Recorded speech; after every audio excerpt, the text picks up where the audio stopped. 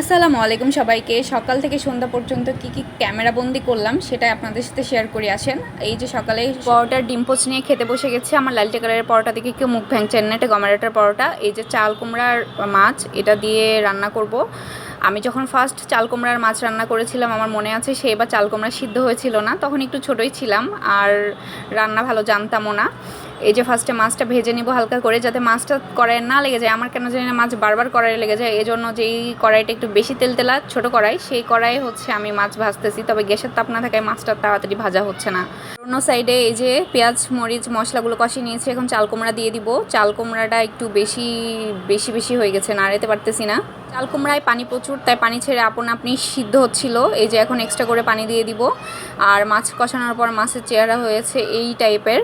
পানি ফুটে আসার সাথে সাথে মাছগুলো দিয়ে দিয়েছিলাম। এখন আস্তে আস্তে তেল উপরে উঠে আসবে, একটু লাল কালার হবে, কিন্তু অত কালার হবে না, কারণ আমি এতটাও মরিচ খাই না, এতটাও মরিচ দিইনি। গ্রামের মানুষ দেখিয়ে যে অনেক সুন্দর কালারের তরকারি খায়, কারণ ওরা অনেক মরিচ খায়, মানে গুঁড়া মরিচ খায় বেশি। রান্নাবান্না শেষ, এখন মাছের অর্ধেক মাথাটা তুলে নিব আমার প্লেটে, আর অর্ধেকটা রাখবো আমার হাজব্যান্ডের জন্য। আমরা ভাগাভাগি করে খাই আর কি, যে আমরা দুজনেই ভাগাভাগি করে খাই। এদিককার মাছালারা আসলে এইরকম করে মাথা কেটে দেয়, আর এটা আমার ভালোই লাগে যে একজন মাথা খাবে আর একজন তাকায় থাকবে, এটার কোনো মানে হয় না, দুজনের শেয়ারে ভাগ করে খাওয়া হয়। আমি প্রতিদিনই খাওয়া দাওয়া শেষে জানলাতে বসি ফোন দেখার জন্য, আর সাথে এরকম বাইরের দৃশ্যগুলো দেখে অনেক ভালো লাগে আমার। আর এনাদের মধ্যে অনেক বন্ডিং, রাস্তার এই আশেপাশের মানুষগুলো একসাথে গল্প করে আড্ডা দেয়। আর এই যে আমি আকাশ দেখতেছি, এত সুন্দর আকাশ, মানে অনেক সুন্দর আজকের আকাশটা ছিল।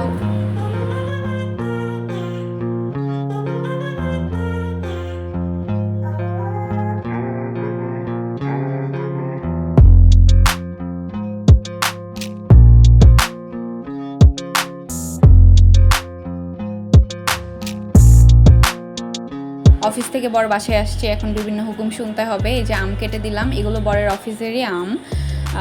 অফিসের ওনার মানে অফিসের নামে যে জমিগুলো আছে সেখানে যে আম হয়েছে সেগুলোই আর কি সব এমপ্লয়ীদেরকে ভাগ করে দিয়েছে। আর আমার জন্য নিয়ে আসছে চিকেন প্যাটিস। আমাদের এখানে বাড়ির পাশে একটা লাইভ বেকারি হয়েছে, সাথে সাথে মানে বানিয়ে গরম গরম সার্ভ করে, মানে চোখের সামনেই বেকারিটা।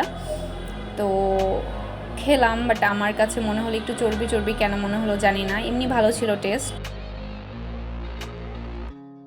রাত 8টার দিকে মনে হচ্ছিল যে বাইরে থেকে একটু ঘুরে আসি, ভাল লাগতেছিল না, তাই একটু নিচে গেছিলাম হাঁটার জন্য। আজকে এ পর্যন্তই, আল্লাহ হাফেজ।